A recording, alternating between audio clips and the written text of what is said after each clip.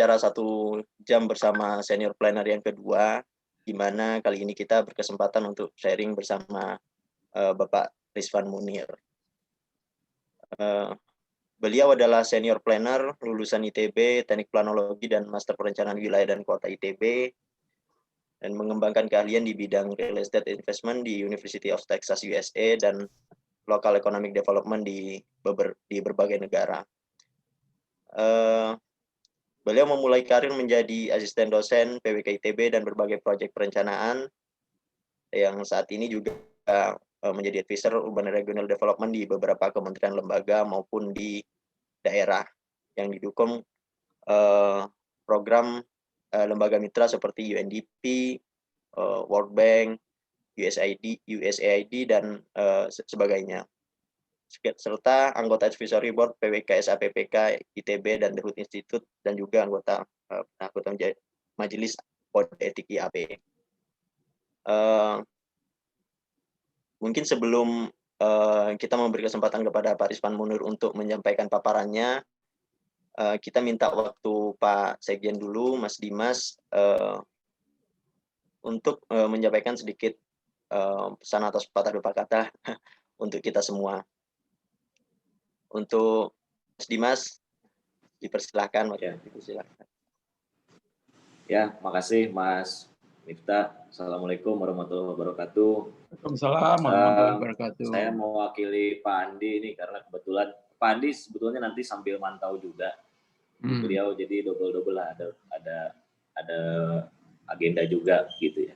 Tapi saya rasa yang penting di sini kan adalah kehadiran dari Pak Rizwan tentunya. Yang saya hormati Pak Rizwan, terima kasih atas waktunya dan kesediaannya untuk sharing di acara 1 jam bersama senior planners ini. Jadi rekan-rekan semua, acara 1 jam bersama senior planner ini akan rutin kita agendakan supaya apa? Supaya kita ini planner-planner masa kini nih ya, yang akan melanjutkan perjuangan pembangunan bangsa ini bisa dapat wisdomnya, kira-kira begitu, dari para senior yang sudah terlebih dahulu merasakan asam garam di dunia profesi. Zaman dahulu ya. Jadi mudah-mudahan nih ya, wisdom dan juga pengalaman-pengalaman dari para senior planners, khususnya hari ini dari Pak Rizwan, bisa kita sama-sama ambil atau petik pelajarannya supaya nanti kita juga tidak salah melangkah lah gitu kira-kira ke depannya. Terima kasih juga buat rekan-rekan semua yang sudah bergabung sore hari ini. Saya lihat di sini juga ada dari IAP Provinsi, Pak Rizwan. Ini ada Mas Dani, Ketua IAP DKI. DKI ya, Dani. Dan juga Mbak Mei, ini ada wakilnya. Ada Pak Hengki juga di sini ya. Yeah. Dan juga rekan-rekan lain. Saya kira Ketua IAP Bali, Pak Agung juga saya lihat ada di ruangan ini. Saya kira saya tidak akan panjang-panjang supaya Pak Rizwan cukup waktu untuk berbagi dengan kita. Sekali lagi terima kasih Pak Rizwan atas waktu dan kesediaannya. Terima kasih juga kepada rekan-rekan semua sudah bergabung. Juga terima kasih kepada Mas Miftah dan timnya ini dari unit senior planners yang sudah memungkinkan acara ini bisa berlangsung gitu ya. Saya kembalikan ke Mas Miftah, silakan Mas untuk memandu jalannya acara. Assalamualaikum warahmatullahi wabarakatuh. Ya, terima kasih Mas Dimas, Bapak Sekjen kita. Yang benar ini acara insya Allah rutin akan kita laksanakan setiap minggunya, setiap Sabtu sore, biar kita selalu dapat masukan, selalu dapat dari senior planner kita. Baik, Bapak Ibu, mungkin kita langsung saja persilakan untuk Pak Rizwan Munir untuk menyampaikan paparannya mengenai tema kita hari ini, yaitu berkarya dengan ilmu perencanaan wilayah dan kota. Untuk Bapak Rizwan dipersilakan. Oke. Terima kasih teman-teman semua, Mas Sekjen dan Mas Miftah dan para petinggi-petinggi IAP dan para teman-teman semua di seluruh tanah air ya. Ini rupanya dari Bali dan sebagainya. Namanya Senior Talk ya. Jadi tiba-tiba saya menjadi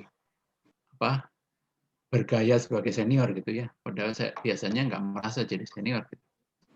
Tapi, halo, suara saya terdengar ya? Jelas, jelas Pak. Jelas Pak, ya. jelas. Jadi saya senang bisa ngomong di sini karena biasanya kalau di WA group itu WA grupnya angkatan saya semua ya, generasi saya itu ceritanya ya kayaknya saya sudah tahu semua begitu. Nah kalau dengan teman-teman milenial dan sesudahnya ini kan saya jadi berharap bisa diskusi apa sih yang dipikirkan oleh teman-teman gitu ya. Walaupun teman-teman juga mikir apa sih yang dipikirkan senior seperti Pak Rizwan ini. Supaya saya tidak ngelantur, saya buka saja PowerPoint saya ya. Coba.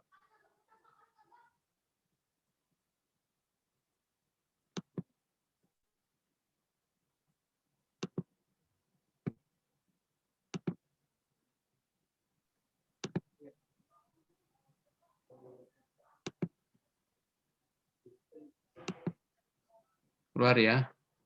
Bisa dilihat ya. Bisa Pak. Jadi saya mencoba mengambil posisi sebagai kita melihat planning itu dari kacamata atau perencanaan wilayah dan kota itu dari kacamata kita lah. Kita yang paling general kita ini kan sarjana PWK gitu. Kalau saya bilang konsultan nanti ada yang teman bukan konsultan, ada yang macam-macam lah. Tapi kalau kita semua kan sarjana PWK. Jadi saya ambil sudut itu. Nah, supaya nggak melantur ya, saya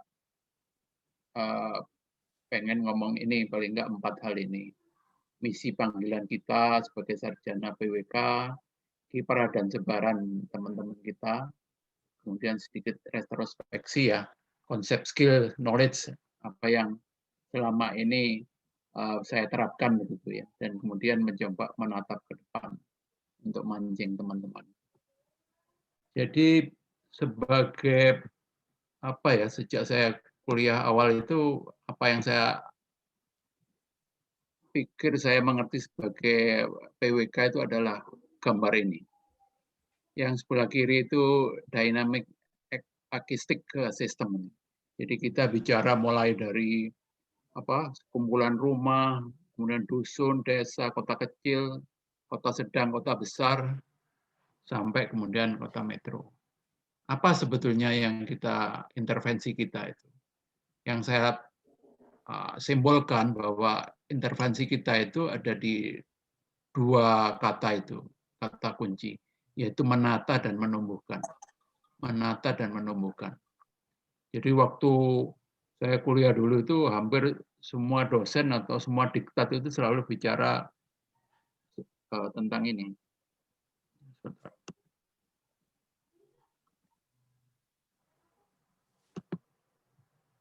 Kisah tentang inilah analogi bahwa pengembangan permukiman atau pengembangan wilayah itu mulai dari bibit atau benih, kemudian dikembangkan, ditumbuhkan, kemudian tumbuh menjadi pohon, dan pohon ini meluas menjadi hutan.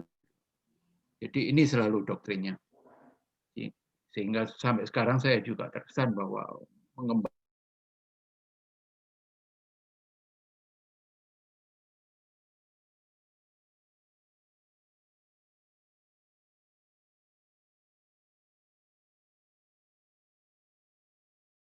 apa ya kontribusi kita kepada masyarakat. Apa kalau dokter itu kan menyehatkan masyarakat, lah kalau kita ini apa? Nah, kalau kita lihat kebutuhan masyarakat dan kemudian kita baca-baca itu kira-kira kan misi kita ini ikut menciptakan lingkungan yang layak huni, livable, ini yang IAP selalu bikin survei itu, livability.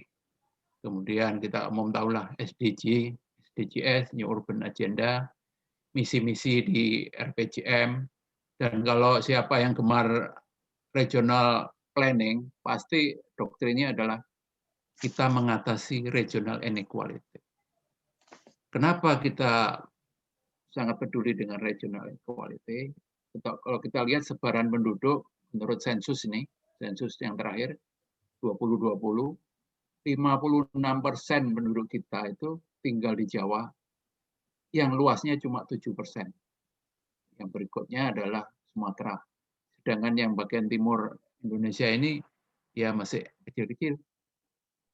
Ini juga sebaran kota kalau di RT RWN itu ya. Nah ini kalau arahan dari Ketua Bappenas itu implikasinya adalah sampai 2045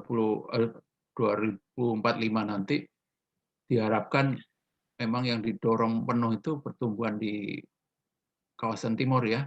Maluku ini kalau bisa sampai 8,3%, Papua 7,6%, dan itu. Namun demikian Jawa dan Sumatera ini tetap dipertahankan momentumnya karena dari sinilah momentum ini digunakan untuk pertumbuhan berikutnya.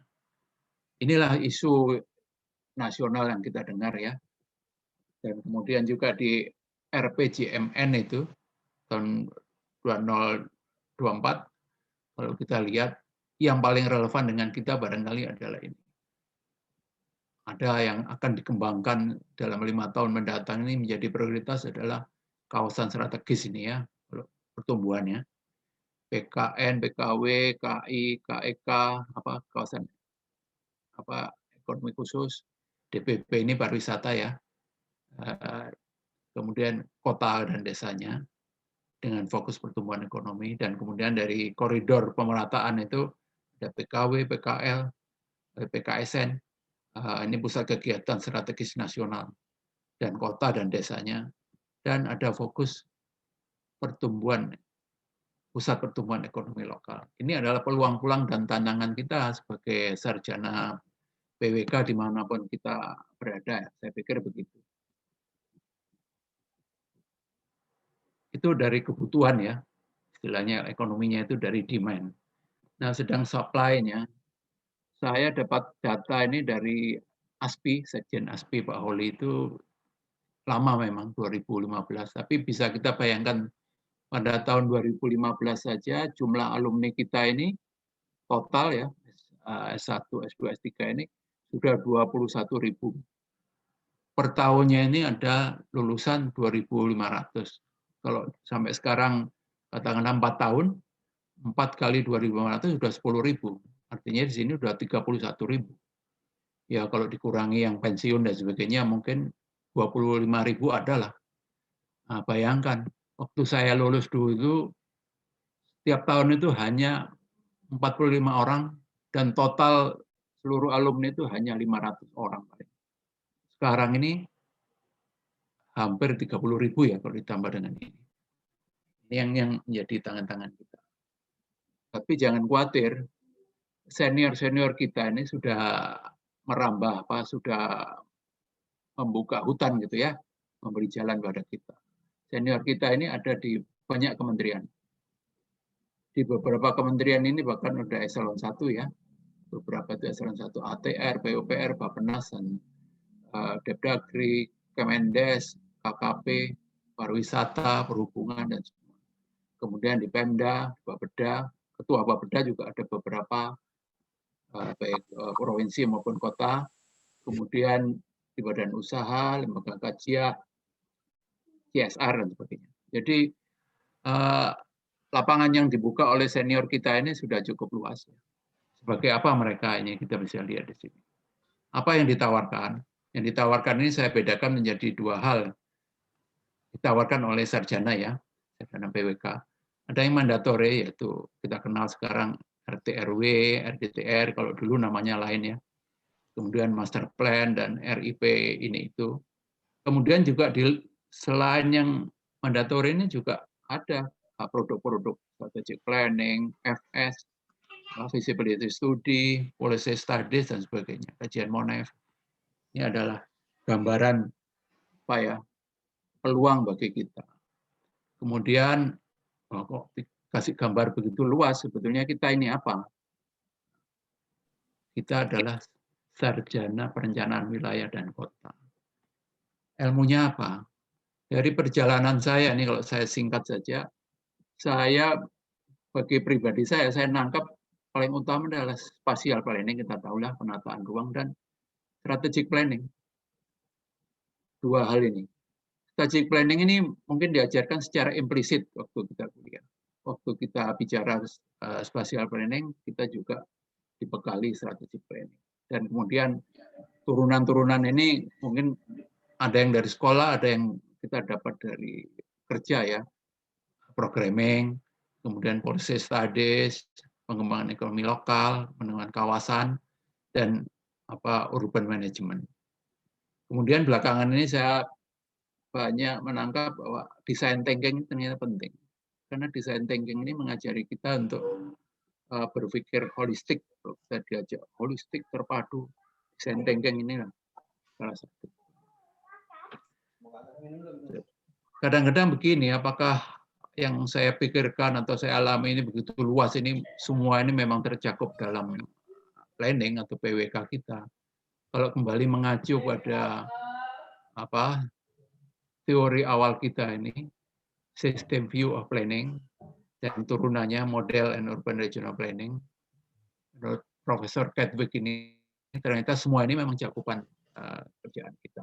Jadi ini saya simpulkan setelah saya bekerja lama, apakah saya ini masih di rel? Ternyata masih di rel kalau menurut Profesor Kedwick. Profesor Kedwick ini Profesor Urban and Regional Planning di Newcastle, UK, Inggris. Nah, kemudian apa yang saya mainkan ya, yang rasa-rasanya cukup lama itu saya banyak menangani atau mengembangkan pengembangan kawasan. Pengembangan kawasan ini ada temanya, bisa temanya pariwisata atau ekonomi unggulan lain. Nah, di sini yang biasa disebut para senior itu ya, ini ada direct productive activity. Ya, ini yang kita sebut value chain ini ya.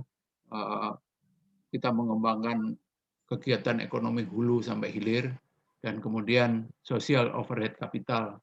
Overhead capital ini menyangkut peningkatan SDM, kelembagaan, kemitraan, dan kemudian economic overhead capital, ini yang biasa kita ya, pembangunan prasarana, sarana, dan kemudian lembaga pendanaannya. Nah, ini saking banyaknya saya dulu nangani ini sampai saya nulis buku ini, pengembangan ekonomi lokal partisipatif. Ya, untuk konsumsi di sana saya tidak menggunakan istilah kawasan ya, kalau di kita kawasan. Nah, kemudian ya seperti tadi ya. Ya. Warna ada double ini. Apakah ini ada dasarnya? Ya, saya gunakan dasarnya adalah referensi regional planning zaman kuliah dulu ya. Ini Niles Hansen ini yang suka menyebut ini economic overhead capital, direct productive activity, dan social overhead capital. Jadi kalau senior itu ngomong-ngomong ini, ya inilah yang diomongin. Belakangan ini dari strategic management itu kita ambillah Porter ya, yang bicara mengenai klaster dari hulu sampai hilir. Ini Pak Jokowi juga belakangan juga bicara hilirisasi, Pak Erlangga Hartarto juga hilirisasi. Jadi kita di pengembangan kawasan ini mendukung lah, dari hulu perkebunannya, jangan cuma ekspor gelondongan aja, tapi juga diolah gitu ya, dan kemudian marketingnya. Jadi supaya nilai tambahnya, value added, banyak kita terima. Saya kira intinya itu yang saya kerjakan. Jadi pengalaman saya, kalau ke depan itu ya mesti melihat inilah. Kita dulu kan semboyannya the view, the proud, the planner yang kita adopsi dari Navy SEAL itu ya. Kalau saya pikir the view-nya itu perlu dievaluasi ya, mungkin ganti kreatif atau smart atau apa. Kenapa? Karena dulu memang view, zaman saya dulu memang view. Lulus cuma 45 orang, wah sakti lah. Nggak ada saingannya, cuma 45 orang. Sekarang lulus itu per tahunnya 2.500 dan total sekarang ini kurang lebih ya, dikurang dengan pensiun, ya 25.000 sarjana. Dan kapabilitas kita ini ampul, harus diakui. Spatial planning dan strategic planning dengan kemampuannya yang komprehensif itu, banyak di kalangan teman kita yang jadi pejabat itu tertolong sekali itu karena biasa berpikir komprehensif. Ya saya tambahin lah, baiknya kalau ditambahin juga system thinking dan design thinking ini. Ini bekal-bekal yang tambahan kita. Dan insya Allah kita mencapai lah jadi sarjana PWK yang siap berperan dalam menciptakan keterpaduan, koordinasi, kolaborasi ini menuju apa yang dikatakan oleh Pak Sofyan Jalil itu HITS, holistik, integratif, tematik, dan spasial. Dengan kebanggaan seperti itu, dengan percaya diri seperti itu, insya Allah kita bisa memperluas produknya. 25.000 sarjana itu banyak. Untuk memberikan pekerjaan juga kita mesti mikir. Jadi saya mikir juga, ya kita punya yang mandatore ya, mandatore yang mesti ada gitu ya, RT RW, RDTR. Tapi saya lihat tuh hampir semua kabupaten sudah punya RT RW, mungkin RTR yang belum. Jadi kalau RT RW ini sudah mungkin nggak tahu ya, sudah hampir semua kabupaten sudah punya. Terus kemudian juga ada master plan sektoral, rencana pengembangan kawasan ini itu, rencana strategik. Kalau prasarana biasanya rencana strategik atau rencana induk pengembangan. Kalau dinas-dinas di provinsi atau bahkan kementerian itu selalu renstra ya, dia butuh renstra. Dan saya kira dengan bekal tadi itu spatial planning dan strategic planning kita bisa lah. Tapi di luar itu jangan lupa selain yang mandatory ini kita juga ada tuh pekerjaan policy study, riset, bikin FS, Monef, dan belakangan ini banyak data science ya. Kalau yang suka pendampingan atau apalah pemberdayaan atau capacity building di instansi ini ada juga pekerjaan-pekerjaan. Jadi kiprah kita itu ke sana juga bisa. Jadi ada 3 hal yang saya bedakan. Ada rencana yang kita sudah baku ya, tapi kemudian ada kajian-kajian dan ada pendampingan advisory. Ini adalah lapangan yang saya pikirkan bisalah untuk menyerap 25.000 sarjana itu. Nah, kalau yang sudah dirintis oleh senior kita seperti yang saya sebut di depan tadi juga banyak ya, kementerian semua sudah tahu. Di swasta juga badan usaha ini teman-teman kita di real estate juga dulu bisa kita masuk real estate, sekarang banyak kita di real estate. Ini juga jangan ini juga hal baru ini. Lembaga riset ini banyak, Urdi, AK3 itu yang mendirikan juga senior kita, para sarjana PWK lah. Di Semeru juga banyak, mulai ada lah. Kemudian ini namanya INDEC. INDEC ini adalah Indonesian Development Evaluation Community. Ini yang mendirikan juga ketuanya sampai sekarang alumni PWK angkatan 91 ya. Kemudian ini juga Badan Pelestari Pusaka Indonesia. Pusaka itu heritage ya.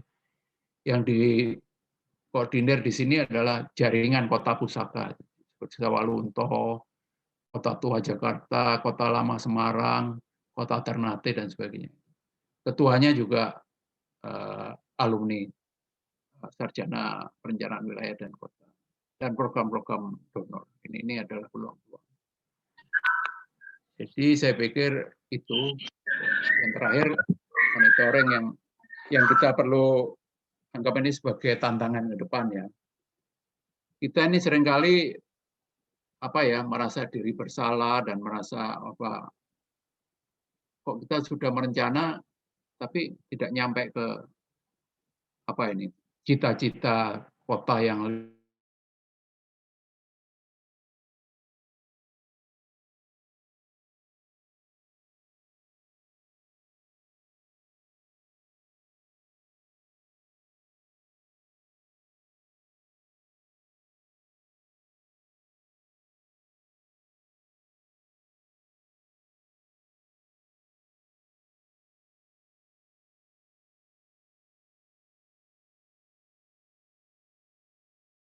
mau masuk ke sini juga dalam untuk manajemennya dan sebagainya gitu. Contoh-contoh ini menjadi tantangan kita ke depan. Saya kira itu yang saya sampaikan untuk membuka diskusi. Terima kasih Pak Moderator, Mas Miftah.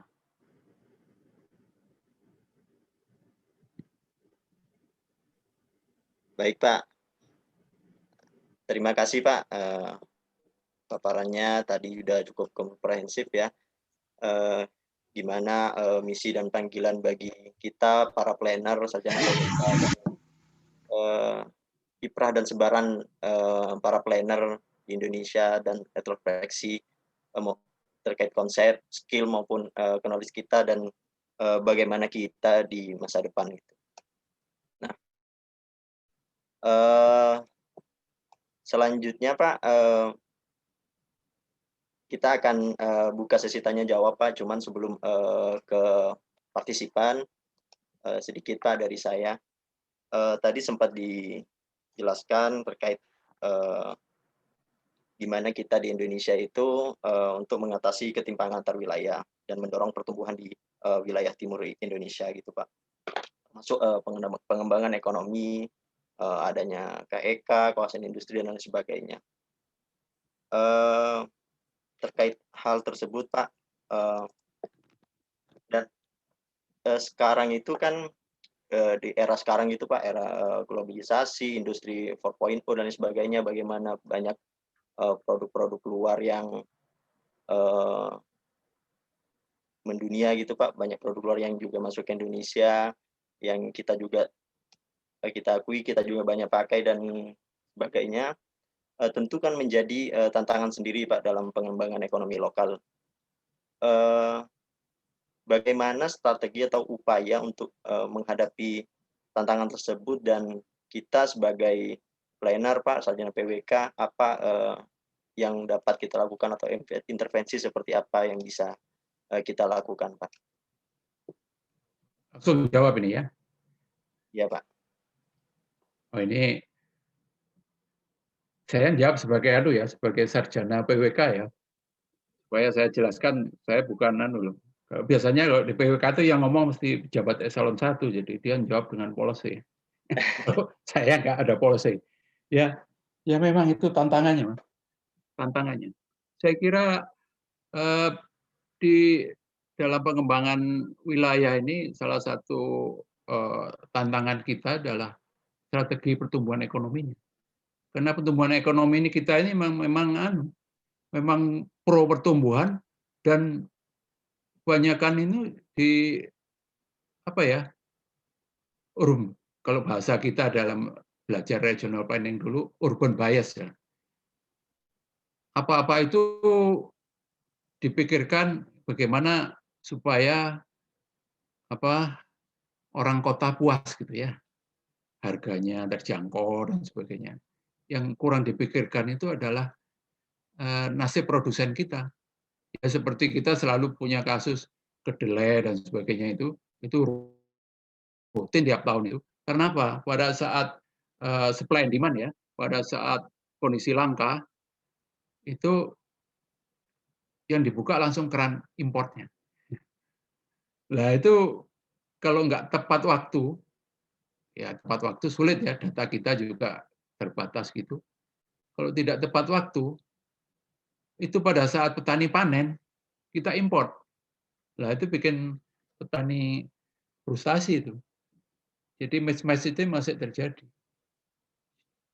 Jadi memang kendala kita, terus terang aja ya, sebagai regional planner, kalau saya lebih banyak di regional ya, memang policy ekonomi kita gimana ya nggak ke Jawa, memang lebih mudah hidup di Jawa, dan policy itu hanya menguntungkan di sini gitu ya Pak. Kita istilah agglomeration dan externalities-nya masih di sini.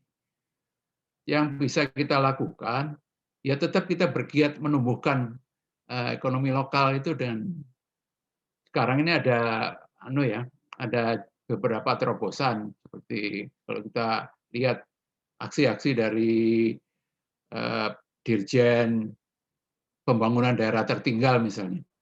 Dia itu di pedesaan sekarang, barangkali teman-teman nggak banyak yang ke pedesaan ya, ke Kemendes. Di sana itu giat mengaktifkan kerjasama dengan e-commerce, marketplace gitu. Sehingga produk-produk desa itu daerah tertinggal pun udah bisa dijual lewat marketplace ya, lewat Shopee, lewat Bukalapak, lewat Tokopedia gitu. Itu jalan-jalan yang ditempuh sekarang ini untuk terobosan ya, kerjasama Kementerian Pedesaan dan temannya Pak Teten, Koperasi UKM itu. Kalau yang saya lakukan selama ini adalah itu menyiapkan kawasan-kawasan itu, kelompok-kelompok, klaster-klaster ekonomi lokal supaya siap gitu menghadapi keterbukaan pasar atau kemudahan-kemudahan dari e-commerce itu. Karena gimana pun juga e-commerce itu kan channelnya ya, di tingkat lokalnya sendiri kan perlu diperkuat.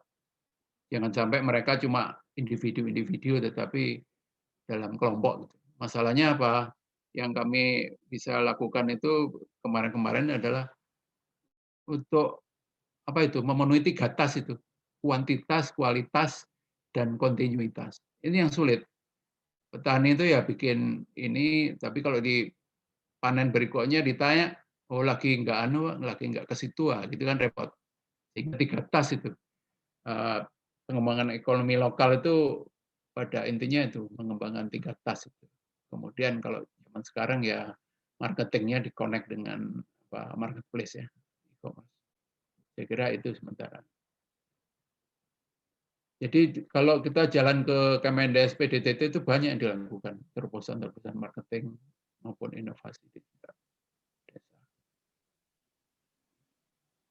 Saya kira Boleh demikian. tanya Pak Miss Rizwan? Iya, silakan. Gini, terima kasih sudah bisa diterima di forum ini. Jadi Pak Rizwan Munir ini adalah kakak angkatan saya dan dia nggak pernah tua. Dari dulu saya kenal sampai sekarang sama. Ini siapa yang ngomong? Jul. Dia kan temannya Bang Dayu, Ato gitu kan.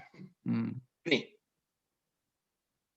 saya ingin menambahkan saja bahwa banyak hal ya, khususnya yang berkaitan dengan pembangunan harapan atau applied planning itu memerlukan orang-orang yang memahami tentang perencanaan. Contohnya saya harus membuat satu kawasan lah untuk menjadi mixed use development seperti 15 hektar atau 20 hektar. Ketika bertemu dengan bankers ya untuk meminjam uang gitu, itu seringkali pertanyaan itu, ini rencanain siapa ya? Gitu. Itu penting loh.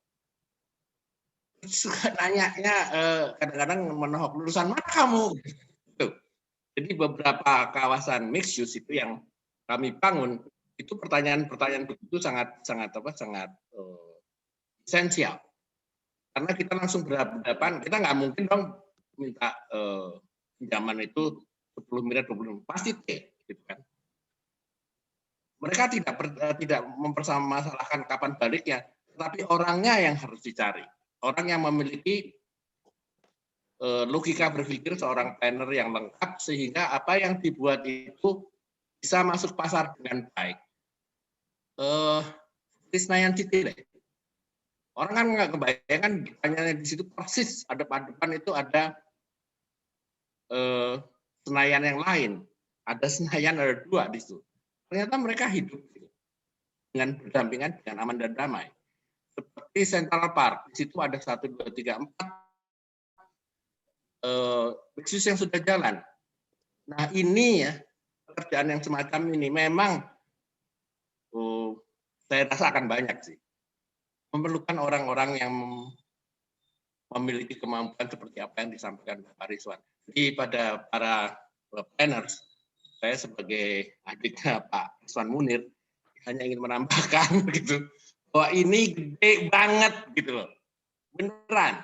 Terus yang kedua, ya kalau Anda tadi bicara tentang peran planner, tolong memahami tentang hukum. Anda tidak perlu menjadi sarjana hukum.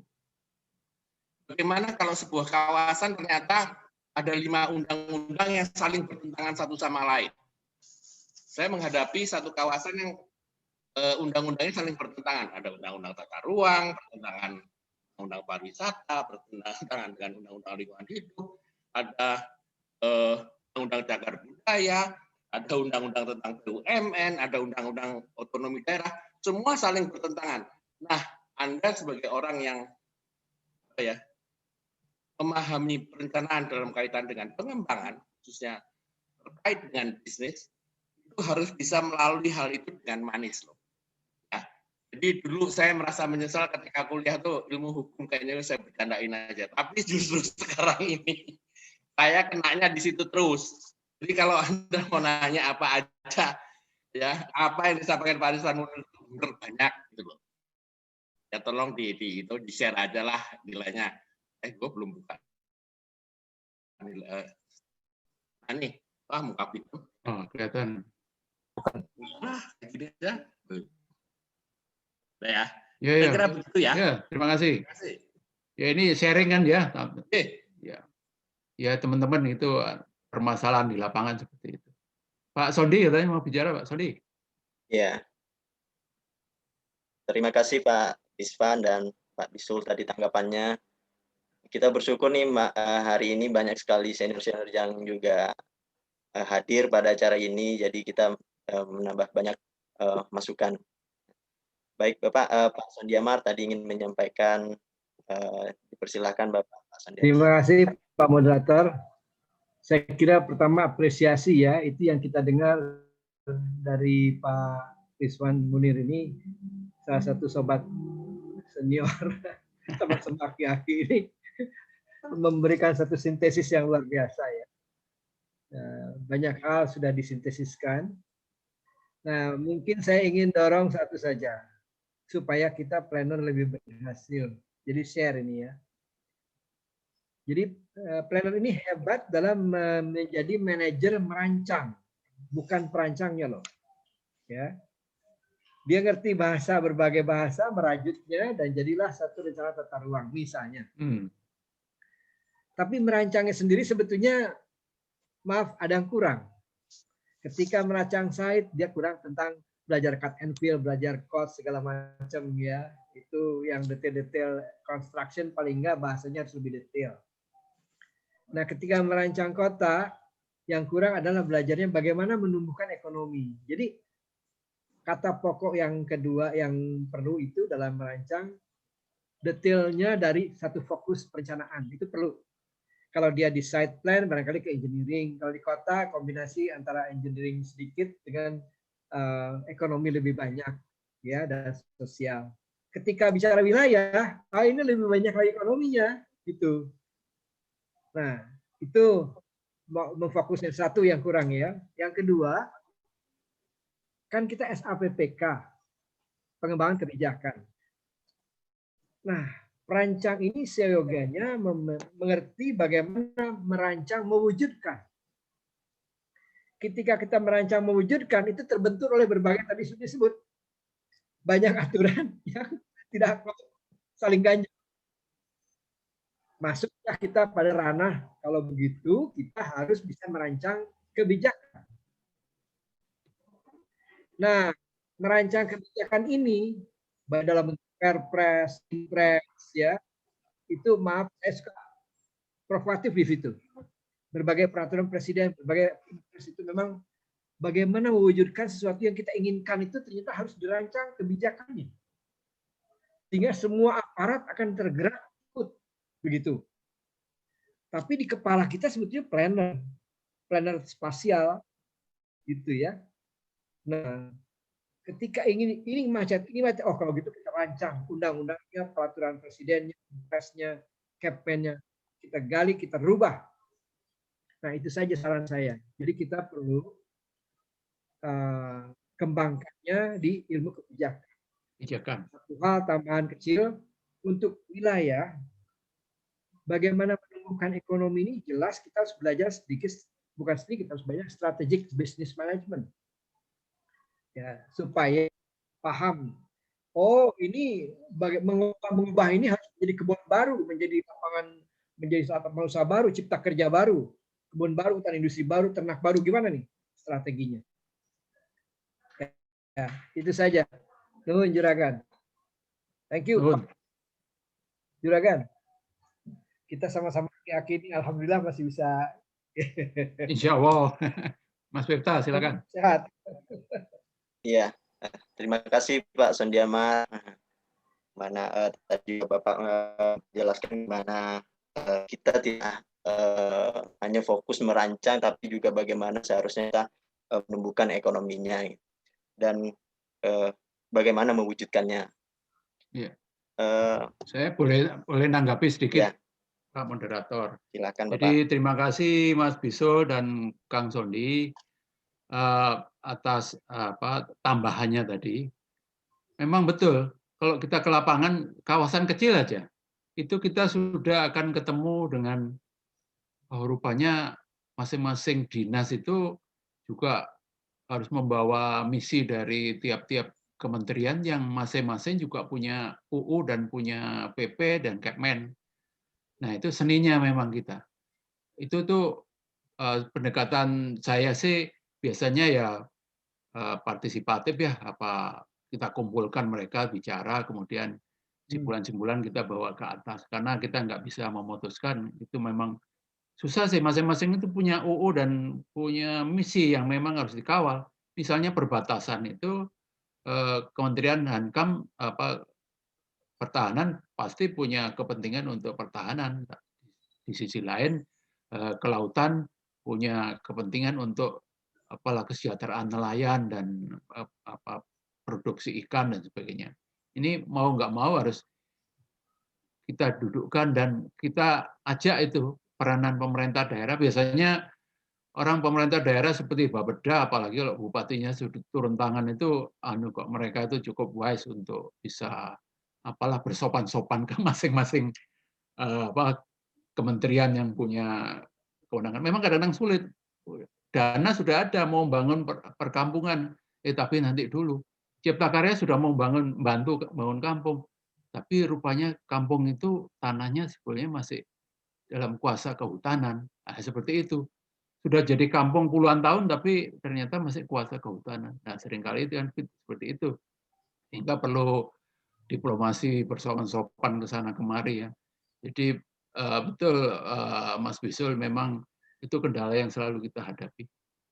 Dan ya memang kita mesti sabar, itu fakta kok. Seperti Pak Sondi sampaikan tadi ya, memang betul kita ini harus mengarah kepada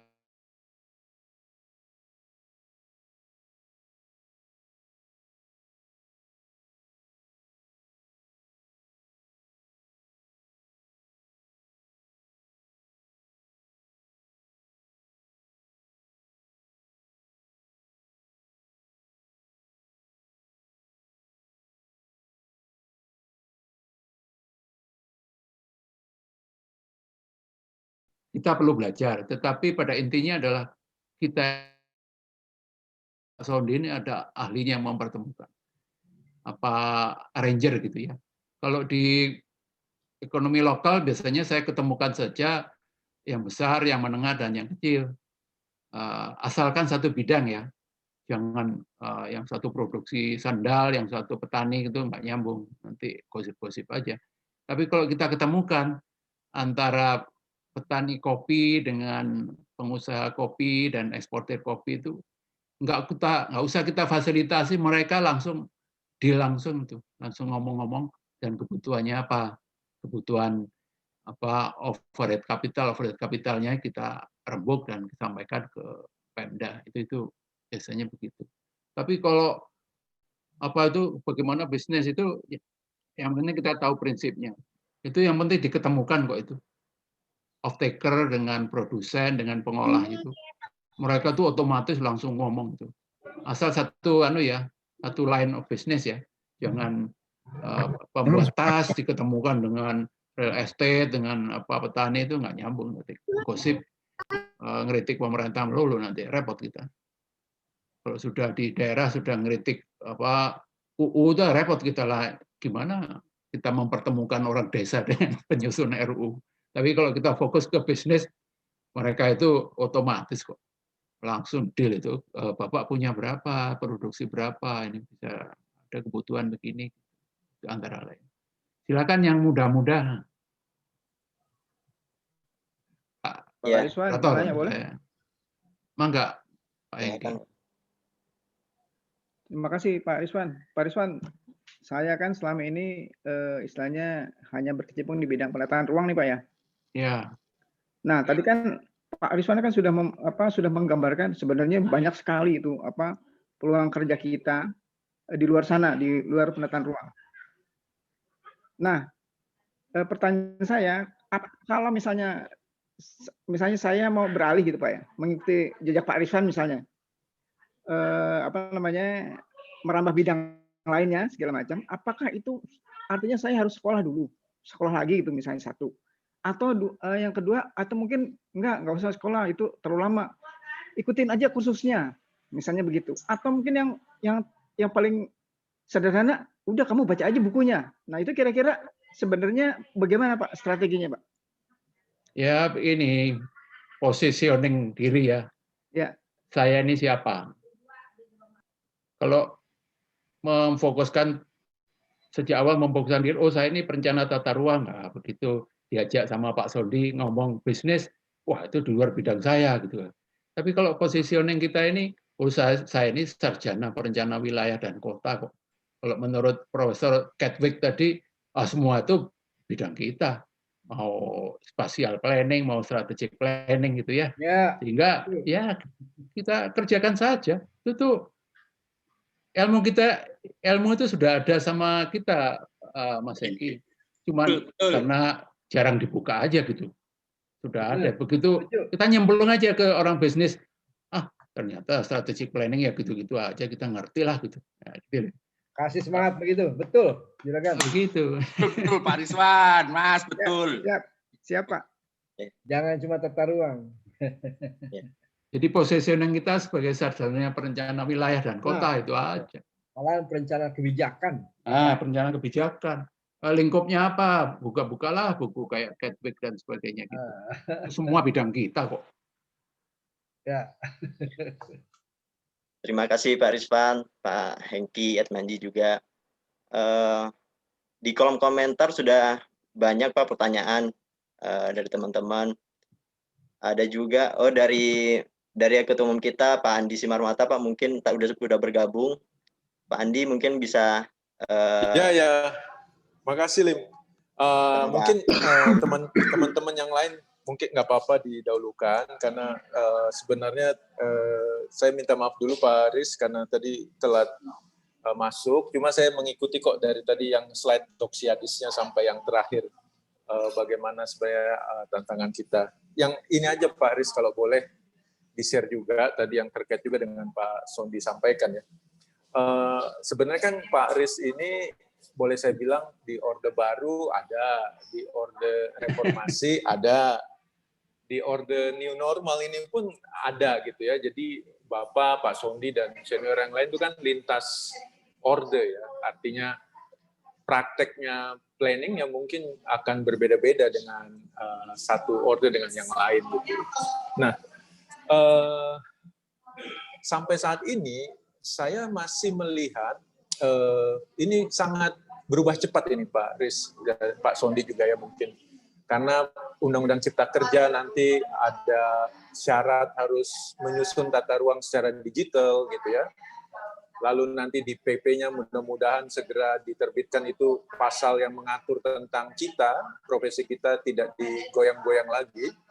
Itu juga jadi krusial ya bagaimana kemudian planner itu bekerja di situ. Tapi sebenarnya yang kita sayangkan adalah ketika kita bicara perencanaan wilayah dan kota, kan kita tidak hanya bicara ruang, ya, development programming dari Pak Sondi sampaikan, bahkan kita harus peka dengan investasi, dengan bisnis gitu ya.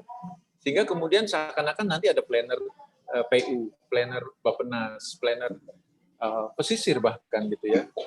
Nah ini yang harusnya sebenarnya kalau saya sih mengharapkan ada spesialisasi dari situ ya, tapi kalau dokter umumnya harusnya ya kita tidak terkotak-kotakan oleh kementerian atau rejim pemerintah gitu ya. Nah jadi balik lagi sebenarnya bagaimana Bapak sebenarnya melihat perbedaan orde ini dan kemudian apa yang bisa Bapak kasih pesan ke kami 1, 2, 3 poin sehingga kita akan coba elaborasi itu terus di IAP ya, bagaimana kita menambahkan skill, menambahkan pengetahuan kita untuk kita bisa lebih berkontribusi gitu lah dalam berbagai pembangunan, baik yang dari swasta maupun dari pemerintah.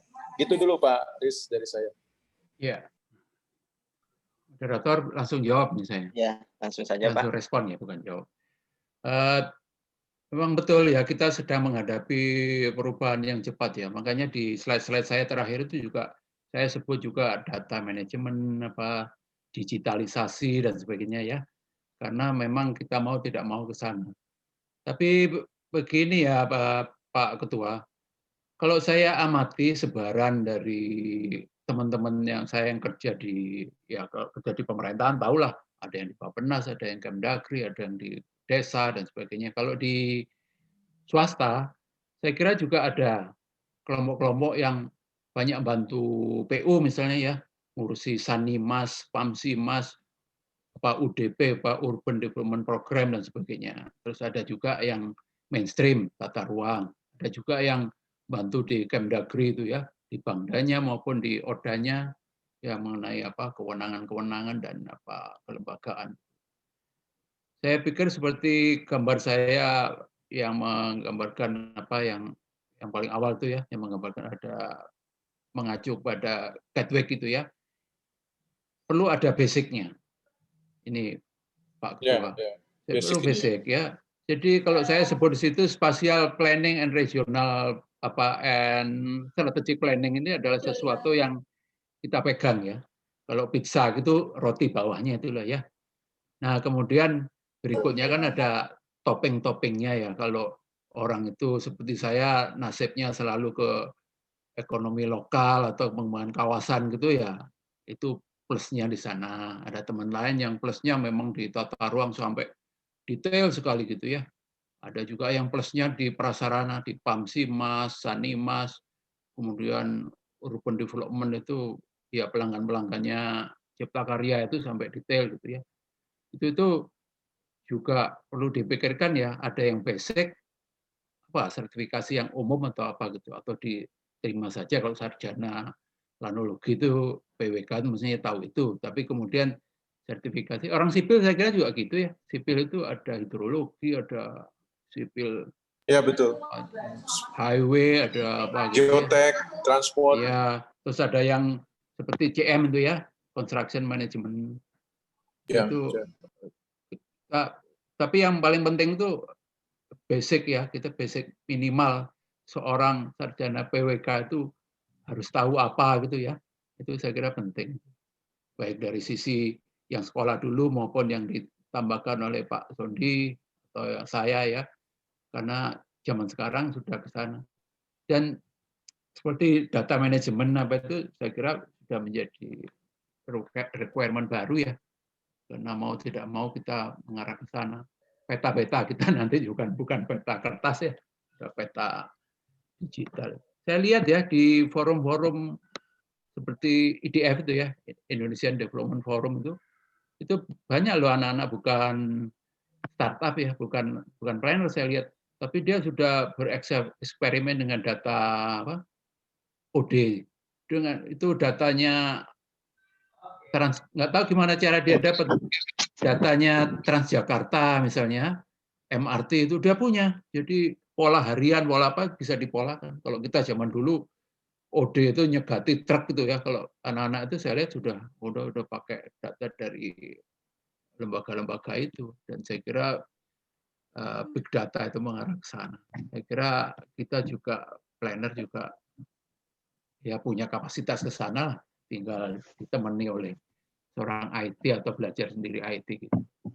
Saya kira ke sana Pak, nggak bisa dihindari. Model-model sipil ada hidrologi, ada highway apa gitu, akhirnya ke sana. 25.000 itu banyak loh Pak, 25.000 sarjana. Iya. Tapi variasinya juga luar biasa Pak. Iya, kita mesti ibarat pizza tadi, basicnya itu rotinya itu mesti roti yang berkualitas semua sama gitu.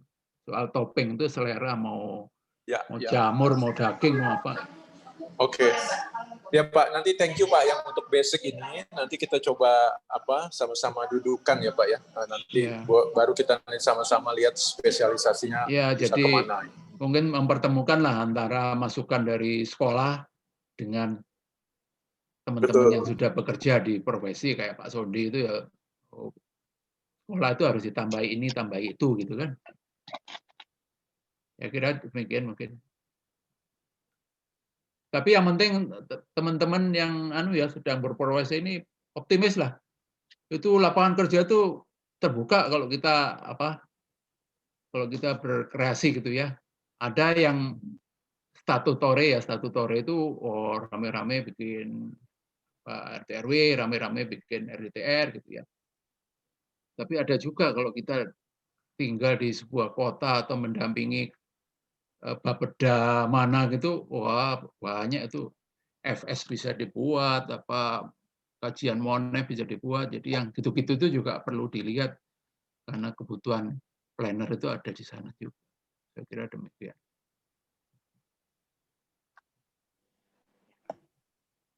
Thank you Pak. Moderator.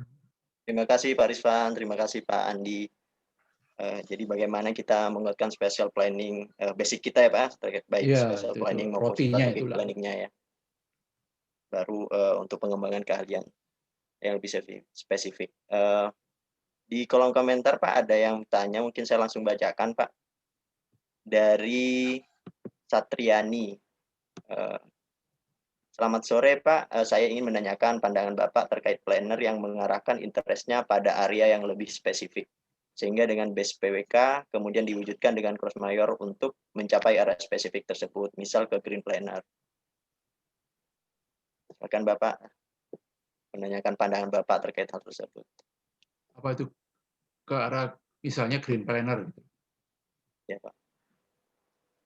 Ya, Green planner.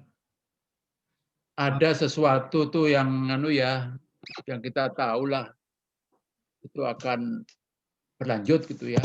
Ada yang seasonal gitu ya. Jadi kita ya nimbang-nimbang di situ.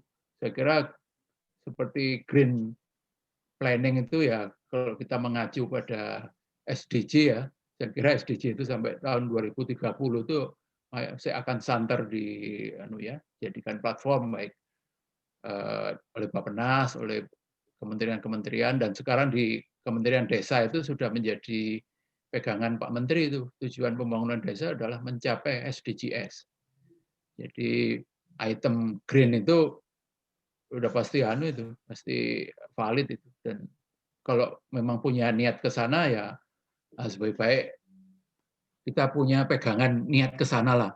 Perkara rezeki itu bisa sambil sana sambil sini ya, tetapi kita sebaiknya memang sebagai profesional itu punya sesuatu minat yang kita pegang dan kita dalami betul gitu ya. Kalau seperti saya itu ya karena udah kebawanya ke kawasan dan ekonomi lokal ya ke sana gitu. Ya walaupun kalau ada yang nanya perumahan juga kita jawab lah gitu ya. Tetapi tujuan jangka panjang secara pribadi ke sana. Jadi jadi misi pribadi atau passion gitu ya. Saya kira untuk green planning itu bagus itu. Kita pegang itu sehingga kita ngomong dengan level apapun, mau regional, mau kota, mau desa, mau gedung, kita ngomongnya green. Menjadi dikenal oleh Anda ahli green ya gitu. Itu penting. Soal rezeki kadang-kadang sana sini itu urusan lain ya. Saya kira demikian. Baik, terima kasih Pak. Selanjutnya ada yang nanya juga Pak. Ini dari mahasiswa Pak, karena sebagian besar partisipan kali ini itu sebagian besar mahasiswa Pak. Ya baguslah. Yeah. Generasi Z kan ya. Pasca milenial. Pasca milenial. Betul Pak. Ini dari Doris Yuliana Pak. Ya Mbak Doris. Mengenai lulusan PWK itu sebenarnya lebih baik menjadi PNS atau bekerja sebagai konsultan atau tenaga ahli swasta lainnya. Apakah ada hal yang perlu diperhatikan dalam menentukan suatu pekerjaan nanti saat telah memiliki gelar sarjana PWK? Saya kira kalau pertanyaan zaman saya sama Pak Sondi dulu lain dengan sekarang ya. Kalau zaman sekarang mah terbuka, Mbak Doris. Mau kerja di pemerintah, banyak karir pemerintah. Kita sudah dikenal gitu. Senior kita sudah merintis ya, baik tingkat nasional maupun tingkat daerah. Mau kerja di konsultan swasta ya Pak Ijaz itu siap menampung itu. Pak Ijaz ada di sini. Kemudian kalau mau di lembaga-lembaga program internasional ya, sekarang ini banyak planner juga ada di program-program di bawah donor ya, seperti di bawah AUSAID itu, DIFAD itu ada KSI, Knowledge Sector Initiative ya, kemudian Kompak dan sebagainya. Saya kira itu masuk ke sana juga bisa. Itu tuh planner banyak di sana. Saya kira apa saja sesuai dengan tujuan kita masing-masing ya. Kita kan biasanya optimalisasi antara rezeki sama passion dan tujuan jangka panjang itu ya. Kalau rezeki cepat ya ada swasta yang cepat, kalau rezeki jangka panjang mungkin merintis karir. Kalau ada passion tertentu kerja di NGO atau apa. NGO kita itu yang saya sebut tadi itu juga bagus loh itu. Satu BPPI ya, Badan Pelestari Pusaka Indonesia itu, yang dialah yang mendorong tumbuhnya jaringan kota pusaka.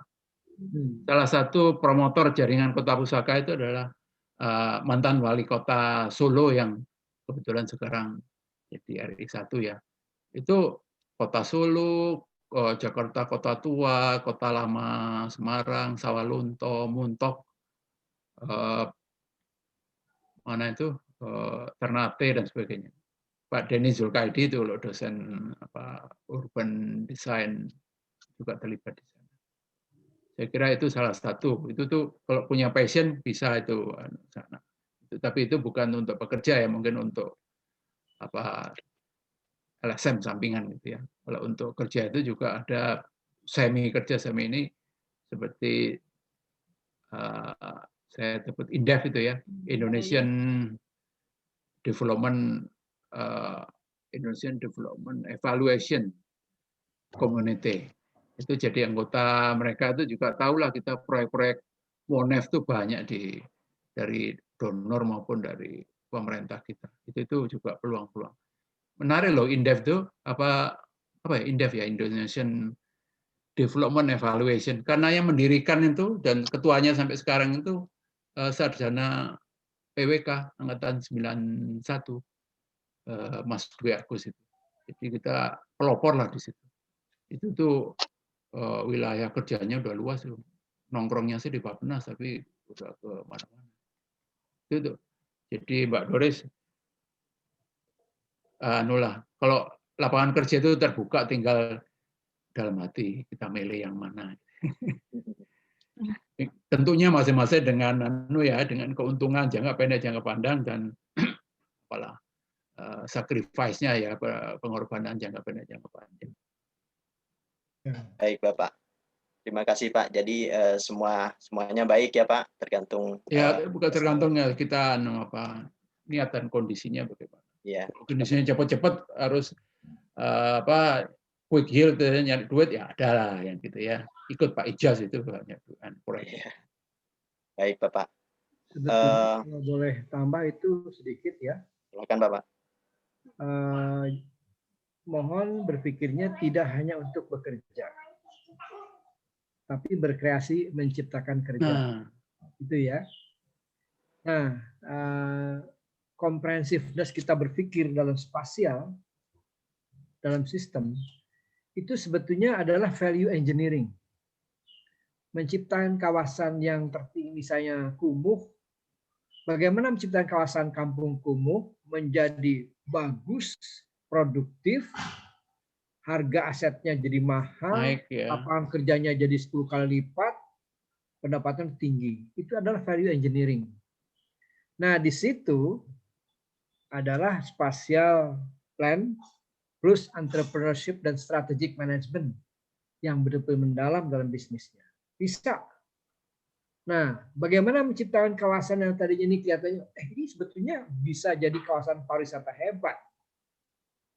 Atau, ini tandus, ini begini, tapi sebetulnya bisa menjadi satu tempat jarak dan menjadi pengolah bioenergi. Misalnya, itu value engineering tetap saja berkait dengan spasial. Di mana ya ini cocok nggak? Ini infrastrukturnya di mana? Pelabuhan di mana? Akhirnya berpikir lokasi. Lokasi adalah analisisnya spasial kita.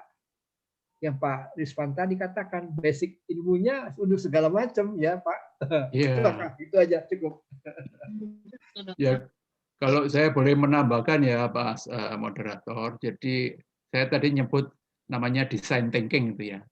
Design thinking itu salah satunya juga begitu. Jadi katakanlah Anda tiba-tiba ditaruh di Pulau Bidadari atau di sebuah kawasan di Pandeglang di Lebak sana. Nah, yang Anda pikir itu apa? Oh, ini kawasan ini harus tumbuh. Orang ini harus punya pekerjaan. Pekerjaan apa? Aset yang ada di situ apa? Oh, rupanya ada nih tanaman-tanaman ini, ada kesuburan ini. Nah, itu pola berpikir yang bebas begitu itu menurut saya sekarang penting. Kalau zaman saya sama Pak Sondi itu banyak pikir bebasnya. Kalau sekarang ini menurut peraturannya apa ya? Menurut peraturannya apa ya? Kita jadi planner peraturan, jadi kita berdebat peraturan. Ya, tapi naluri planner itu dengan design thinking itu ya nggak perlu statistik dulu, nggak perlu aturan dulu. Betul. Yang penting kita diterjunkan di sebuah pulau, ya kita mau apa? Langsung pikiran kita, oh ini banyak tanaman ini, tanaman itu, orangnya itu rajin, rupanya kerajinan ininya bagus. Pikiran kita tata ruang tadi Pak Sondi ya, oh itu perlu dermaga di sana, perlu pusat community center di sini. Itu tuh naluri-naluri planner itu asik gitu. Jadi makanya saya sebut sarjana PWK itu supaya generik gitu lah, nggak oh kita harus melaksanakan ini sesuai peraturan. Itu nanti lah. Nomor satu itu kita harus apalah istilahnya planner tangan kosong ini mau bikin apa gitu. Itu kalau pada zaman saya sama Pak Sondi itu banyak ngalami begitu. Seperti transmigrasi itu kita tiba-tiba taruh di depan, kita bikin apa itu rencana SKP itu rencana SP-SP-nya juga itu kita ngapling Mas. Di belakang kita ada bulldozer. Jadi kapling kita langsung digarap itu sama gambar kita langsung digarap sama bulldozer itu. Jadi itu seperti itu, nggak ditanya, oh ini sesuai dengan Perda nomor nggak gitu. Jadi itu naluri itu penting juga kita tumbuhkan gitu. Design thinking Pak ya. Design thinking ya. Design thinking itu berpikir bebas itu. Jadi design thinker. Jadi design thinker, strategic thinker sama design thinker. Kita merangkap dua itu. Baik Bapak. Jadi bekerja tidak hanya sekedar bekerja ya Pak. Gimana kita berinovasi, design thinking yang Bapak sebutkan. Makanya saya sebut the view, the broad, the planner itu anulah view-nya udah nggak lagi lah, udah banyak. View-nya ganti kreatif aja. Oh iya, saya setuju tuh. Ganti deh. Kalau sesuai tema kita ini Pak berkarya berarti namanya Pak. Iya, begitu. The creative, the proud, the planner. Ya, terima kasih Pak. Selanjutnya Pak ada dari pengurus kita Pak, dari Saudari Aya. Ada yang ingin ditanya, mungkin bisa langsung disampaikan langsung, Aya. Selamat sore Pak Rizwan, terima kasih atas presentasinya. Saya mau tanya Pak, jadi nama saya Aya, saya sekarang bekerja di konsultan advisory infrastruktur. Tapi mau tanya Pak, jadi saya sebenarnya baru bekerja 1 tahun. Terus kemarin pernah belajar juga sebagai sarjana PWK untuk pengembangan suatu kawasan itu kan ditentukan, jadi bagaimana untuk pengembangannya ditentukan posisinya dulu, kemudian dilihat dari prestasinya, kemudian dilihat dari prospek. Saya pernah belajar seperti itu. Nah, tapi dalam rangka pengembangan wilayah itu sendiri, tadi dari slide yang Pak Rizwan telah sampaikan, ada pengembangan kawasan berbasis kegiatan keunggulan dan kegiatan ekonomi unggulan.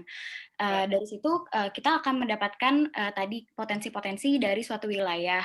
Namun yang saya ingin tanyakan, bagaimana cara menentukan skala prioritas dari suatu wilayah itu sendiri, supaya nantinya suatu wilayah di Indonesia ini dapat saling berkaitan dengan wilayah-wilayah lain dan supaya mewujudkan Indonesia yang berdikari. Jadi diharapkan terwujudnya Indonesia yang dapat berdiri di kaki sendiri. Saya ingin menanyakan itu. Kemudian yang kedua, saya juga ingin menanyakan untuk beberapa profesi lain seperti misalnya arsitek, pelukis, atau penyanyi, sebenarnya untuk karyanya itu kan lebih banyak mudah untuk dikenal dan dikenal oleh orang lain atau masyarakat awam. Sementara untuk profesi kita sendiri sebagai seorang planner, ini lebih sulit untuk di-acknowledge karya-karyanya. Saya ingin bertanya sih Pak, bagaimana menurut Bapak agar hasil kerja dan karya kita sebagai seorang planner ini mempunyai nilai yang memorable bagi masyarakat atau generasi selanjutnya? Terima kasih. Silakan Tom Bapak. jawab ini, ya. Ya. Terima kasih, pertanyaannya bagus. Jadi begini, tadi bicara unggulan itu ya. Memang ya kita kerja pada skala apa? Kita ditaruh di situ pada skala apa? Kalau kita pada skala kawasan, misalnya kawasan ini istilah umum ya. Kalau di pedesaan itu kawasan pedesaan pokoknya di bawah kabupaten ya. Ini skala yang manageable lah, kita bisa lihat itu.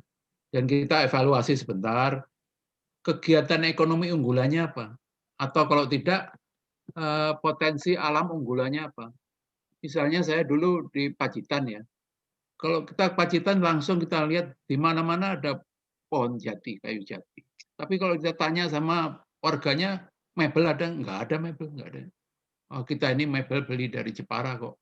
Nah, kita ngobrol-ngobrol, punya feeling bahwa ini jati, ini potensi yang masih terpendam gitu ya. Nah, kemudian salah satu shortcut juga saya datang ke salah satu cabang bank ya, waktu itu BNI. Bank yang cukup besar lah, BNI atau BRI di daerah itu. Saya tanya, ngobrol-ngobrol sama kepala cabangnya, kalau Bapak misalnya harus investasi, kira-kira bidang apa? Atau nasabah Bapak ini yang tajir-tajir itu banyakan di dalam bidang apa? Kebanyakan ini urusannya kayu, Pak. Nah, kita langsung punya feeling ya, menurut perbankan yang mengelola uang-uang mereka itu rupanya kayu. Kita lihat juga kayu. Nah, dari sana kita bisa mulai merintis. Kita yakinkan Pemda, karena Pemda ini kadang-kadang, nggak bisa Pak, nggak bisa Pak. Gitu. Nah, kita yakinkan. Atau pada daerah lain yang banyak kerajinannya, kita udah sekali lihat, wah kita ngomong ini, kita pilihlah yang mana yang banyak pekerja di sana. Jadi kalau kita memainkan unggulan itu, banyaklah tenaga kerja yang akan terserap gitu.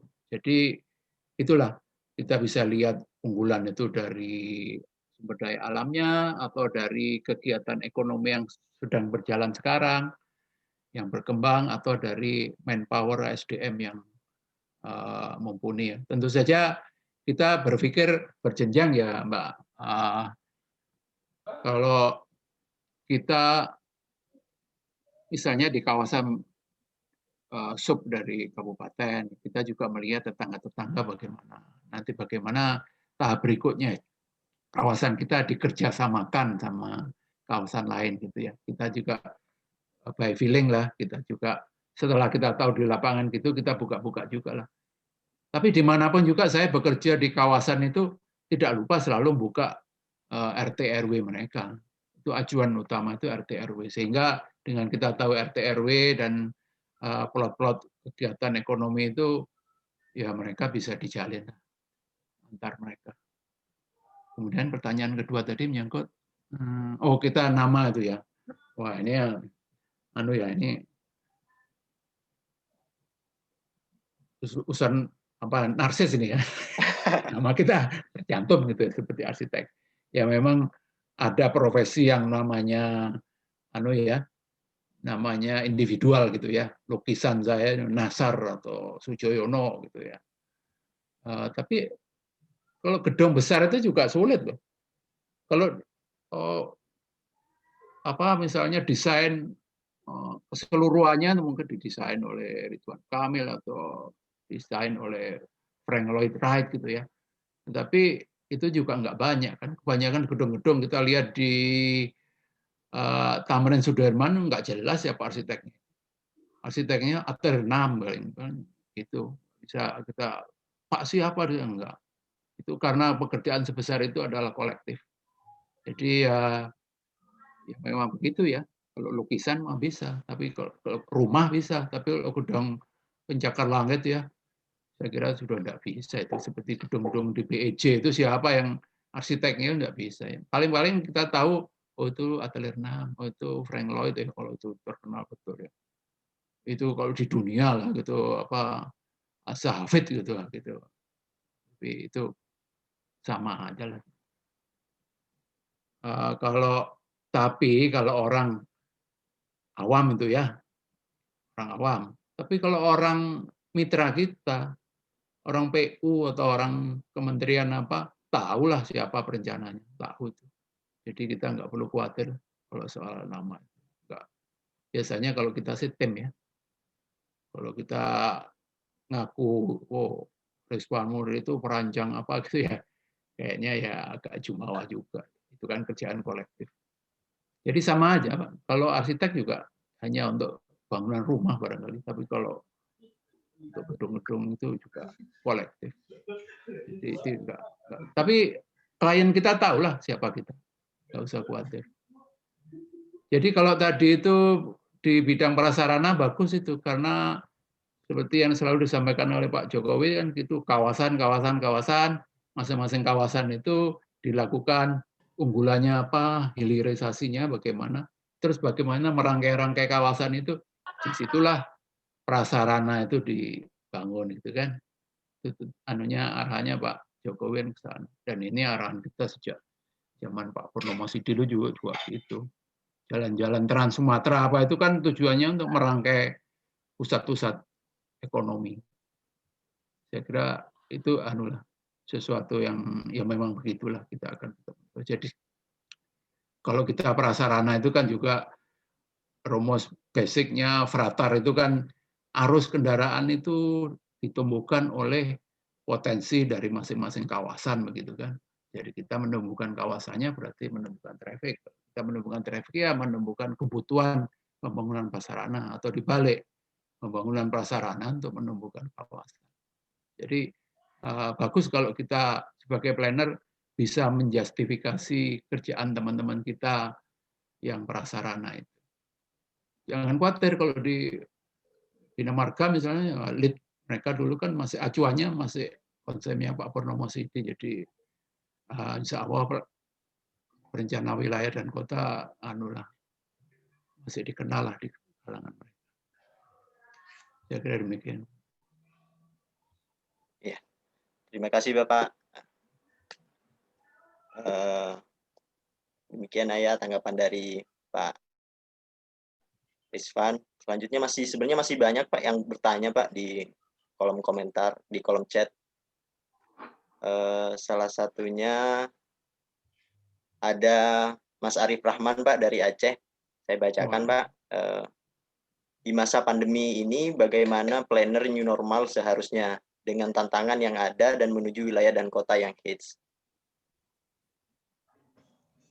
Wah ini ini sebagai senior ini kan ceritanya masa lalu ya. Ini ditanya masa kini ya. Iya, Pak. Ya saya kira kita ilmu tata ruang kita mengenali lokasi ini bisa dipakai untuk zonasi gitu ya. Penting itu zonasi mana yang bisa ditumbuhkan, mana yang perlu di merah itu perlu dijaga. Saya kira di sana. Kalau kerja kita ya kerja dengan Zoom ini rupanya juga sudah jalan itu. Karena pertemuan-pertemuan kita juga dulu kalau ketemu seperti Pak Sondi kalau ketemu janjian ketemu belum tentu seminggu bisa ketemu. Tapi kalau sekarang karena sudah tradisi Zoom tinggal di WA aja. Sondi kapan ada waktu kalau masing-masing waktu nggak enak pun lagi tiduran di tempat tidur masih bisa kontak kita. Jadi keuntungan itu kalau dulu sebelum ada seperti ini ya mesti janjian dulu kapan ya bisa di kafe mana gitu. Wah, seminggu belum tentu ketemu itu janjinya. Tapi kalau sekarang ya sama-sama di tempat tidur juga ketemu. Jadi kalau untuk pandemi sekarang kebijakan zonasi itu yang banyak kita bisa manfaatkan.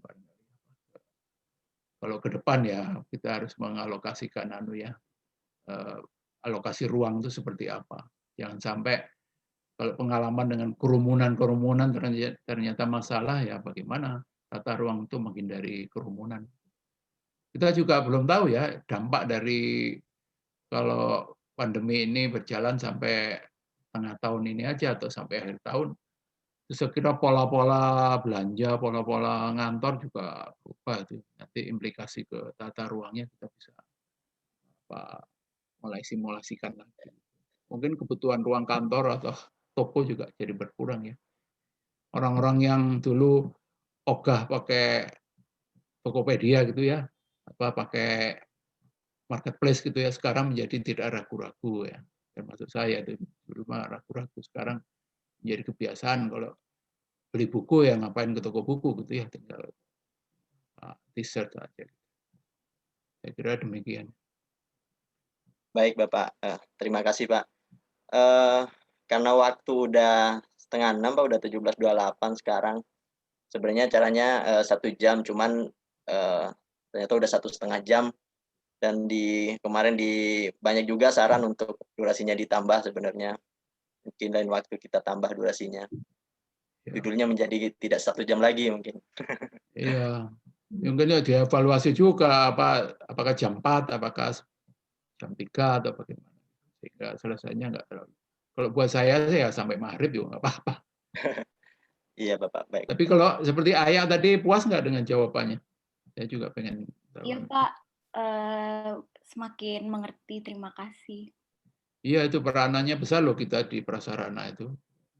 Iya Pak, sebenarnya saya kerjanya di bidang real estate sih Pak, tapi memang sering juga ada proyek-proyek infrastruktur gitu. Iya, kalau real estate sama pariwisata itu asik. Seperti sarannya Pak Sondi tadi, kita tata ruang, kebutuhan pasar, hitungan bisnis, itu bisa masuk semua gitu ya. Saya dulu belajar yang macam-macam itu juga karena nangani pariwisata ya, kita jadi memahami pasar, terus hitung-hitungan income dan hitung-hitungan investasi dari sana ya. Jadi itu peluang bagus itu. Saya juga belajar real estate investment. Iya Pak. Baik, terima kasih Bapak. Mungkin terakhir Pak, masih ada. Ya. Pesan dan kesan untuk kami semuanya Pak, sebagai closing statement Pak dari Bapak. Waduh, pesan dan pesan ini menjadi senior betulan. Karena kalau pesan dan pesannya Pak Sondi lebih fase ya, tapi beginilah. Seperti saya gambarkan tadi, jumlah kita besar. Jadi kita harus berpikir 25.000 itu besar loh. Kita harus berpikir terbuka juga. Alatnya itu sudah kita punya. Spatial planning dan strategic planning. Strategic planning seperti digambarkan Pak Sondi tadi luas. Strategic planning menyangkut bisnis, menyangkut kelembagaan, dan sebagainya. Dengan 2 itu saja ditambah design thinking itu supaya tidak terlampau jelimet gitu. Kita berpikir perencana kota yang merencanakan kota gitu, tidak terlampau jelimet. Bukan perencana perda atau perencana statistik, tapi kita perencana kota, perencana kawasan. Saya kira kalau 3 hal itu, spatial planning, strategic planning, dan design thinking ini kita pegang, insya Allah kita bisa menambah kemana-mana. Saya kira demikian. Kita optimis saja lah. Kita masuk itu ada yang statutory planning, mandatory planning, ada yang FS ya tangkap aja semua. Saya kira demikian. Baik Bapak, terima kasih Pak. Banyak sekali yang kami dapat Pak selama 1,5 jam ini dari tadi. Sebenarnya masih banyak pertanyaan, cuman mungkin kita di lain kesempatan kita bacakan. Ya nanti hubungan online kan juga bisa ya. Dari IAP kan bisa, kalau sebaiknya IAP ada punya apa gitu ya, Facebook. Ya Bapak. Ya, mungkin sebagai penutup dari Pak Andi, dari Ketua Umum atau Mas Sekjen, ingin ada yang disampaikan? Pak Dani, Pak Dani itu. Pak Dani. Pak Andi ada atau enggak ada? Ya, Pak Dimas saja. Dimas. Pak Sekjen, silakan Pak Sekjen. Ini menutup atau gimana? Atau nanya? Nanya sekalian nutup. Nanya sekalian nutup. Oke Pak, saya sedikit aja Pak, karena diminta untuk menutup, tapi mungkin sebelum nutup komen dikit Pak. Ini terima kasih Pak Rizwan atas berbagai pencerahannya. Mungkin ini Pak, Pak Rizwan kan tadi bicara juga soal spektrum atau kanvas kita berkarya itu sangat luas ya. Tadi kan ada tabelnya tuh. Mulai macro planning, meso sampai micro planning gitu ya. Menurut pengamatan nih Pak, dalam beberapa masa ini kelihatannya kita masih punya lubang di sebetulnya bagaimana sih implementasi dari rencana itu. Karena biasanya nih kita ini bekerja atau berkarya itu tugasnya selesai sampai kita deliver dokumen rencana gitu. Kita bicara kota ya, bisa kota baru, bisa kota yang revitalisasi kota. Sementara implementasi itu penentunya adalah teman-teman yang duduk di eksekutif begitu ya. Ya dari mulai kepala daerah dan jajarannya, terutama di daerah-daerah ini. Dan juga program-program itu juga tentunya mendapat approval dari badan legislatifnya gitu, dewan. Sementara teman-teman planner juga tidak banyak sebetulnya yang duduk di pucuk pimpinan legislatif dan juga eksekutif, sehingga seringkali kita punya 500 gitu ya kabupaten kota, tidak jarang implementasi ini tidak sesuai rencana begitu ya. Yang tidak direncanakan malah dijalankan, tapi yang direncanakan malah tidak dijalankan. Jadi pakai feeling aja gitu, kepala daerahnya mau ngapain gitu. Nah kelihatannya ada lubang di situ, di mana sebetulnya itu bisa diisi oleh para planner, misalnya seperti special advisor gitu untuk wali kota atau bupati, gitu. Sehingga kepala-kepala daerah tidak hanya mendapat masukan dari kepala-kepala dinasnya yang belum tentu para planner juga, gitu. Atau mungkin special advisor untuk anggota-anggota dewan. Gitu. Namun kelihatannya ini belum sering terdengar lah gitu ya. Kan belum pernah tuh ada lowongan gitu ya, special advisor bupati Kabupaten Bandung gitu misalnya, syarat planner dan seterusnya, tapi kita nggak pernah mendengar itu. Planner di tenaga ahli dewan juga kita jarang mendengar itu. Nah menurut Pak Arispan gimana nih mengenai hal ini? Nanti sebelum ditutup ya saya boleh ya nanya. Iya satu. Ya okay. Tadi disebut ya kalau ada yang kurang gitu ya. Yang kurang ini begini, yang kurang itu sebenarnya LSM dalam arti NGO ya, LSM itu dalam arti yang advokasi, yang ngeritik seperti Walhi gitu, atau LSM dalam arti mitra pemerintah. Ini ada dua. Dua-duanya kita nggak punya. Yang galak kayak Walhi kita nggak punya. Masalah kita ini masalah seperti lingkungan hidup juga ya. Itu harus ada yang teriak. Kalau kita planner ini kan jeruk makan jeruk kan. Separuhnya di pemerintah, separuhnya konsultannya pemerintah. Jadi ya sungkan kita sama pemerintah gitu.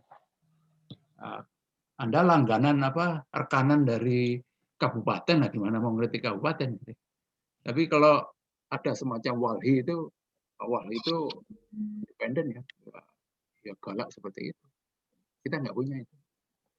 Kita ya nggak tahu, memang dalam sejarah kita nggak punya. Gitu. Jadi ada 1-2 gitu, di daerah itu, kenapa? Ya watchdog ya. Atau apalah namanya. Bisa aja mungkin nitip pesan ke Walhi atau apa gitu ya. Tapi dari wajahnya ini langganan kita, ini masa langganan kita ngeritik kita, nggak percaya. Jadi kedua, itu tadi kita kerja di lembaga-lembaga independen yang bisa jadi, ini saya kira banyak yang dikerjakan oleh teman kita sebagai advisor. Kalau saya juga suka menyebut diri advisor itu karena suka nempel di sebuah lembaga ya. Jadi sebagai advisory ya kita proaktif lah. Kita makanya bukan mengerjakan RT RW atau RPJM yang mandatori gitu, tapi juga bikin policy brief gitu ya. Kita tahulah kepala daerah atau kepala dinas atasan kita itu kan pasti butuh sesuatu, punya ide, butuh ide ya. Mereka itu kadang-kadang juga nggak punya ide itu seperti kita. Nah ide-ide itu yang kita sampaikan, kita tulis ke mereka. Ini cara gerilya dari dalam ini banyak anunya juga. Saya juga terus terang banyak menggolkan beberapa program itu dari model seperti itu. Jadi kita jadi advisor memang. Nah pola-pola seperti ini yang perlu dikembangkan. Tapi dengan sendirinya jadi advisor itu jadi mitra ya, rezekinya nggak langsung kita sekian harganya, enggak. Itu kan sama teman kita ngasih policy brief, lama-lama kan jadi sesuatu, nanti proyeknya di tempat lain gitu ya. Itu yang seperti itu kita perlu, memang kita nggak bisa nunggu terus Pak. Seperti slide saya yang terakhir itu adalah menggambarkan dalam log frame itu kita ini bagaimana juga sampai perencanaan. Nah perencanaan ini dibangun apa tidak, kalau itu tata gitu masih adalah law enforcement. Tapi kalau soal harus dibangun, kita harus air bersih tambah sekian, harus tanggulnya harus dibangun, jalannya harus dibangun, kan kita nggak bangun. Nah kita pilihannya mau biarkan orang saja atau kita nulis seperti kata Pak Sondi ya, dinaikkan ke level policy ya Pak Sondi. Kita harus berjuang supaya itu jadi policy Pemda, dan itu kadang-kadang ada trik juga Mas, seperti saya selalu membawa itu Permendagri dan Kemendagri mengenai klasifikasi dan nomenklatur perencanaan kegiatan dan anggaran itu penting itu, karena kalau ngomong sama aparat di Pemda itu, kalau kita dengan bahasa yang mereka sulit itu ya nggak masuk. Tapi kalau kita ngomong bahasa itu dengan klasifikasi anggaran, itu ada kode anggarannya Pak, ini tinggal kode anggaran sekian ini, masukin aja tahun depan. Nah, mereka gampang. Itu triknya ada Pak Kemendagri 90 tahun 2019 itu ya.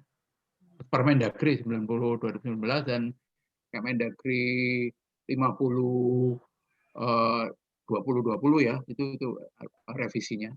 Itu tuh pegangan itu supaya kita kalau mau ke PU dinas-dinas ya, itu ini loh Pak, nomor sekian gitu. Kita nggak usah cerita panjang-panjang.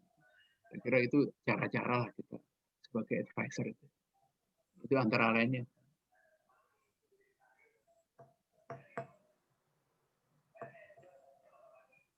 Baik Pak Rizwan, terima kasih. Saya kira memang tadi kan Pak Sondi juga bilang ya terkait value engineering, dan tidak banyak juga ya teman-teman yang duduk ya kita sangat luas lah Pak ya, dari Sabang sampai Merauke yang paham gitu ya bagaimana gitu rekayasa dari nilai itu meningkatkan value dari sebuah kawasan wilayah gitu ya, dan perlu sepertinya kita bisa ngomporin gitu ya istilahnya gitu ya, memprovokasi teman-teman di sana untuk dengan pemahaman yang kita miliki sebagai planner. Terima kasih Pak Rizwan atas sharingnya di sore hari ini, karena saya diminta menutup oleh Mas Miftah tadi. Sekali lagi kami dari pengurus nasional IAP mengucapkan terima kasih sebesar-besarnya, terutama kepada Pak Rizwan atas waktu dan kesediaannya di sore hari ini. Ya, terima kasih juga buat rekan-rekan. Amin. Terima kasih juga buat rekan-rekan sekalian. Sore hari ini kita sudah isi dengan sesuatu yang sangat produktif dan bermanfaat. Dan juga para senior, saya lihat ada Pak Sondi, ada Pak Bisul, Pak Ijaz juga para ketua IAP provinsi. Saya lihat di sini Pak Dani ada, tadi ada Pak Agung dari Bali. Pak Ijaz juga ketua IAP provinsi Jawa Barat juga hadir di sini. Ada Pak Inong juga saya lihat di sini. Terima kasih atas kesediaannya bergabung. Ya. Ini juga nih Mas Dani komen nih di chat, katanya planner itu harus berpikir out of nowhere katanya, bukan lagi out of the box nih Mas Dani di chat, kolom chat ini.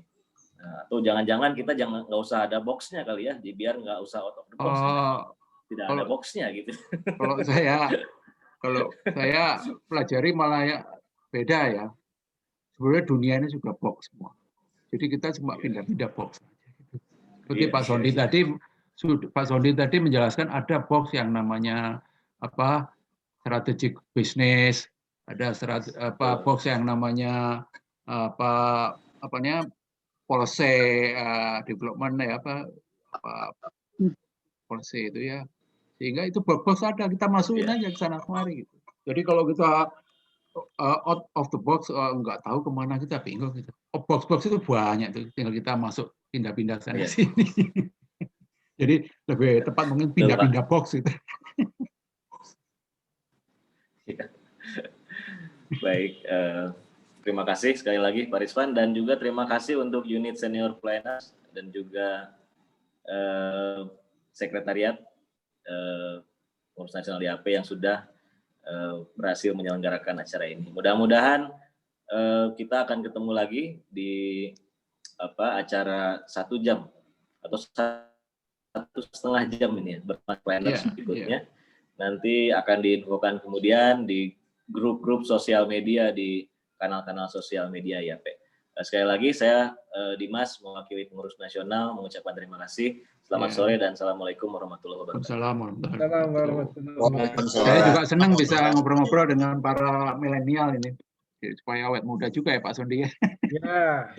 Assalamualaikum warahmatullahi wabarakatuh. Waalaikumsalam warahmatullahi wabarakatuh. Terima kasih Pak Sondi.